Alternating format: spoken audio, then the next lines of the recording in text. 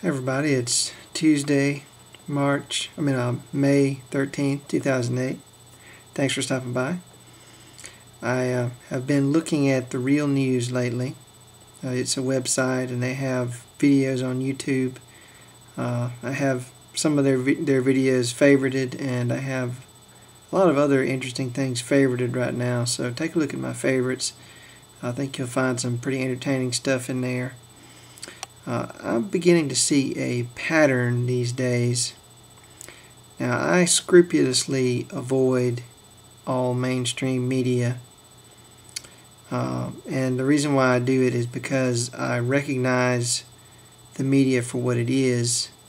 It's very sophisticated mind control through propaganda and misinformation.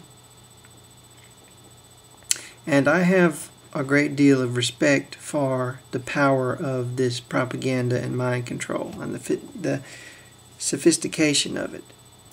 Now, you can say a lot of things about our masters, but one thing that you can't say is that they don't know what they're doing. They have really made a science out of the manipulation of the masses and out of controlling people's minds. So even though I recognize that the media is propaganda and that it is attempting to manipulate me, I also understand that it's very sophisticated, and I don't necessarily know exactly the ways in which they're going to try and manipulate me and other people.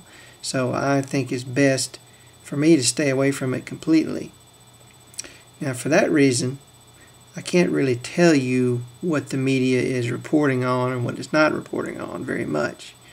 But I would be willing to bet that there's very little, if any, coverage of the current world food shortage.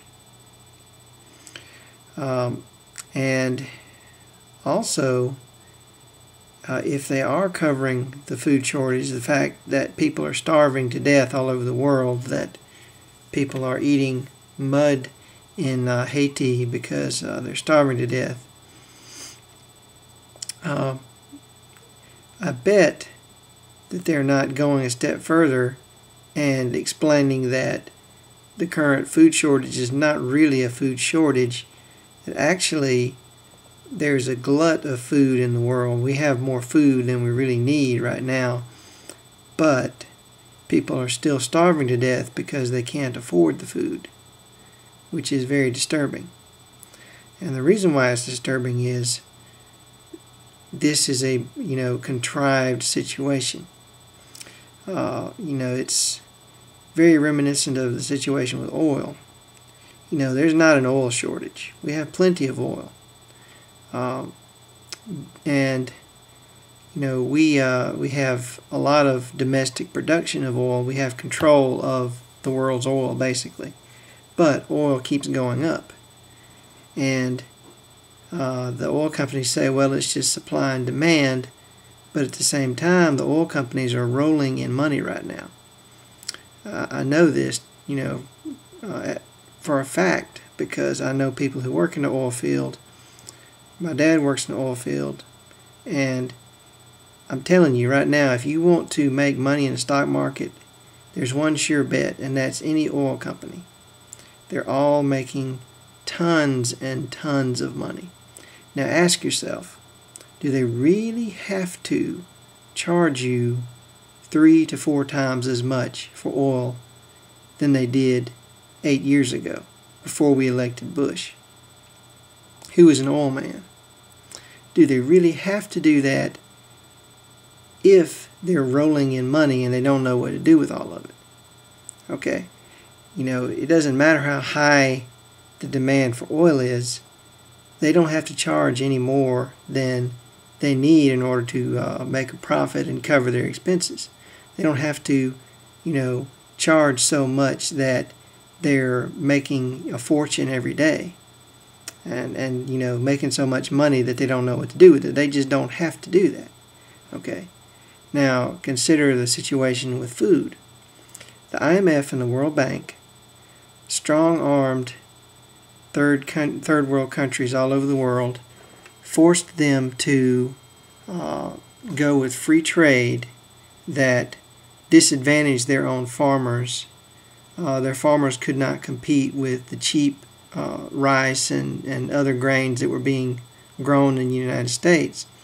So they basically forced them to let all their indigenous farmers go out of business and forced them to become dependent on the United States, specifically agribusiness corporations in the United States, for all their food. Now, guess what? The corporations who are in control of the world's food supply have plenty of food. They have all the food, that anybody could ever need. And also, they're rolling in the dough. And yet, all the food is 3 times as expensive as it was last year. Why is that?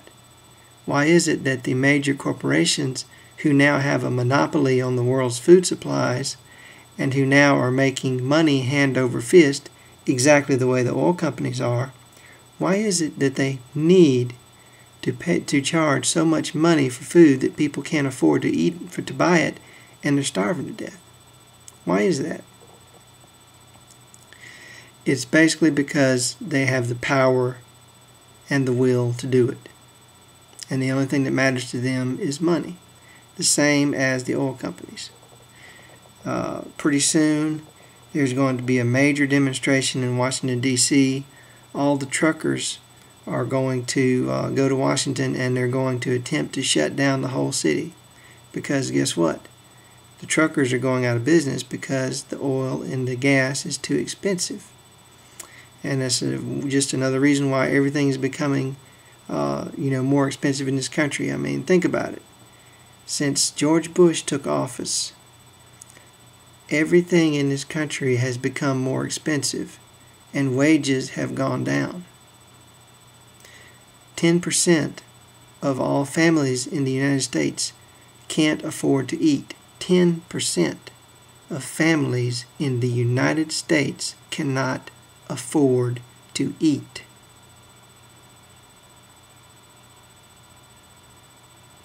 Think about that.